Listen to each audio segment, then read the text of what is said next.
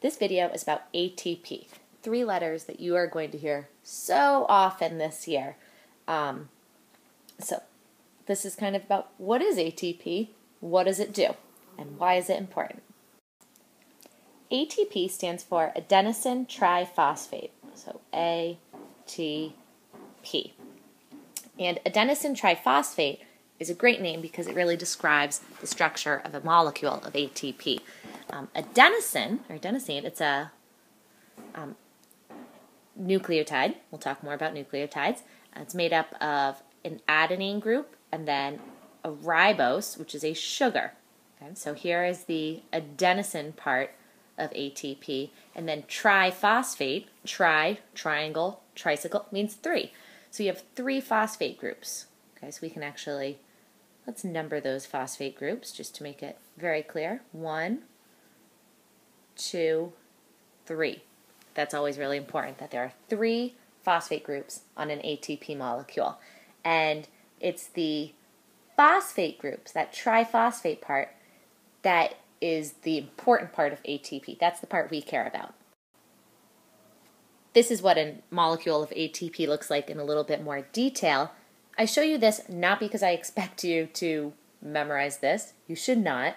But I do want you to notice that all of these molecules we talk about, remember, they're made up of single atoms that are linked, bonded together in covalent bonds.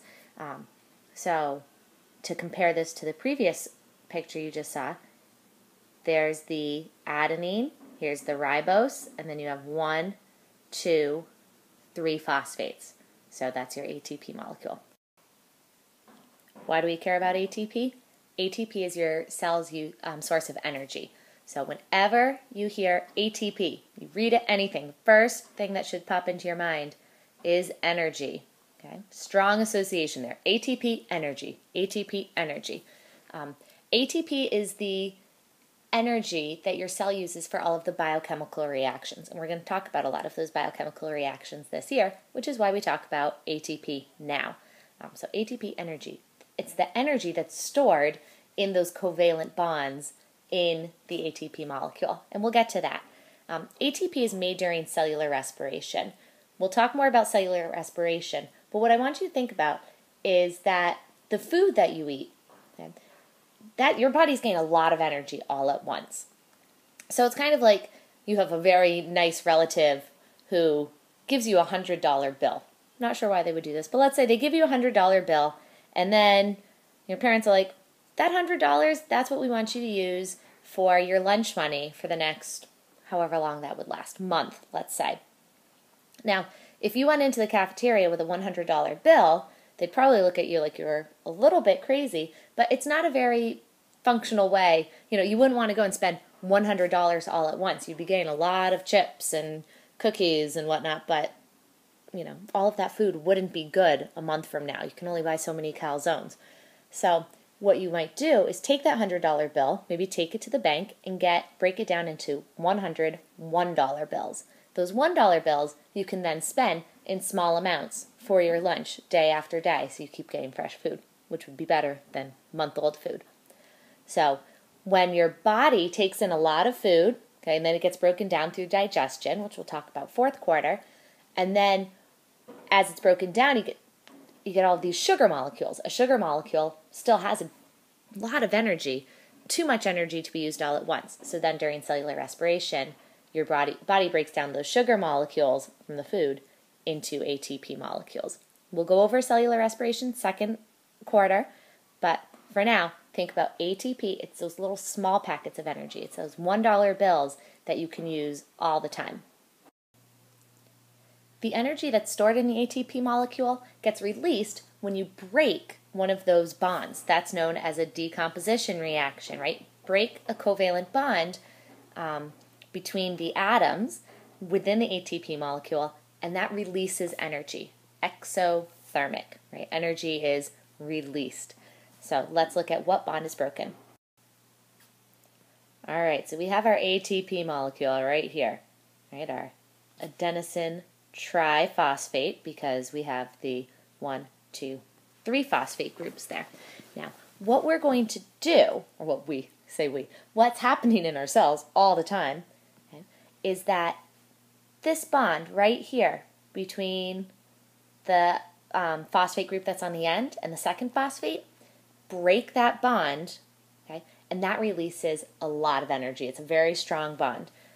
So when that happens, when you break that bond, you end up with this molecule down here, okay?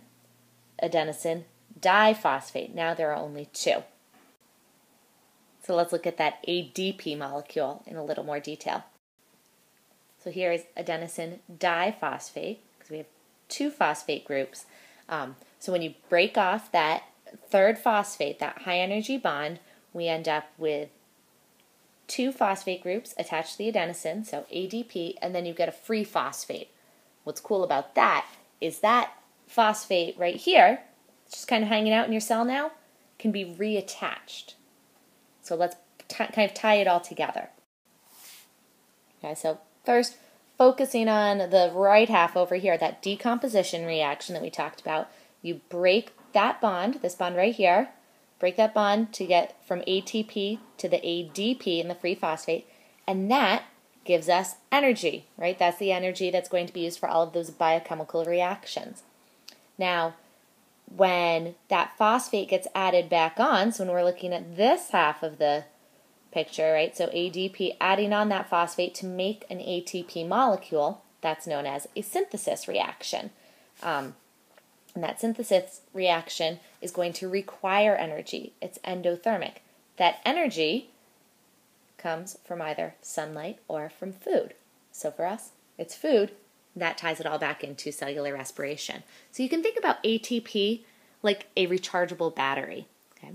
When it's ATP, it's charged.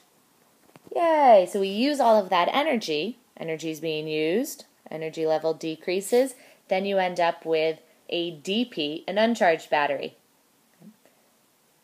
For example, your phone after a long day of texting and sending pictures of yourself to people. So you plug in your phone to the charger, energy level goes up, and you get ATP again. So ATP, rechargeable battery, $1 bills, most importantly, ATP Energy. Right? That's what you're always going to remember. ATP is energy.